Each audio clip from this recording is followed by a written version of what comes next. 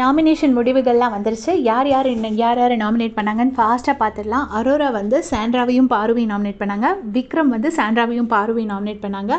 திவ்யா வந்து வினோத் அண்ணாவையும் விக்கல்ஸையும் நாமினேட் பண்ணாங்க. வினோத் அண்ணா மட்டும் திவ்யாவையும் இன்னொரு பர்சனையும் நாமினேட் பண்ணாங்க. அது யாருன்னு நான் கவனிக்கல. பார்வதி வந்து விக்ரமையும் அரோராவையும் நாமினேட் பண்ணாங்க. சபரி வந்து பார்வதியையும் அமித்தையும் நாமினேட் பண்ணாங்க. அமித் வந்து கனி அண்ட் அரோரா. சுபிக்ஷா வந்து சபரி அண்ட் அரோரா. கனி அக்கா வந்துட்டு சாண்ட்ரா அண்ட் பாரு. சாண்ட்ரா வந்து விக்ரம் அண்ட் அமித். அண்ட் கமருதீன் வந்து விக்ரம் அண்ட் சுபிக்ஷா. எல்லோரும் நாமினேட் பண்ணி முடிச்சிட்டாங்க.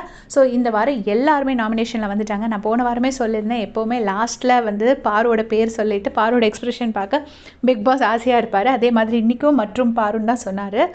ஸோ இந்த வாட்டி எல்லாருமே வந்ததுனால சூப்பராக அவங்களுக்கு ஓரளவுக்கு ஓட் பேங்க் தெரிஞ்சிடும். நமக்கு ஆல்ரெடி தெரியும் யார் டாப்பில் இருக்காங்க, யார் லீஸ்ட்டில் இருக்காங்கன்னு.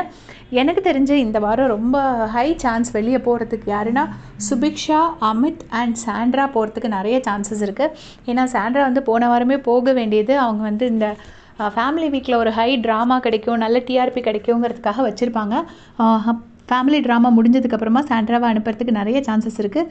அதே மாதிரி அமித்தையும் அவரோட பொண்ணுக்காக தான் வச்சுருப்பாங்கன்னு நான் நினைக்கிறேன். ஏன்னா ஓட்ஸும் கொஞ்சம் கம்மியாக தான் இருக்குது அமித்க்கு. இன்னொரு பர்சன் வந்து சுபிக்ஷா. ஸோ இவங்க 3 பேர்த்தில் யாரோ ஒருத்தவங்க அநேகமாக இந்த வாரம் டபுள் எவிக்ஷனாக இருக்காது. ஏன்னா போன வாரமும் டபுள் எவிக்ஷன், இந்த வாரமும் டபுள் எவிக்ஷன் முடிச்சிட்டாங்கல்ல. ஸோ நெக்ஸ்ட் வீக் வந்து அநேகமாக சிங்கிள் எவிக்ஷனாக தான் இருக்கும். இப்போ யார் போவாங்க நீங்கள் நினைக்கிறீங்கன்னு மறக்காமல் கமெண்ட் செக்ஷனில் சொல்லிட்டு போங்க. தேங்க்ஸ் ஃபார் வாட்சிங்.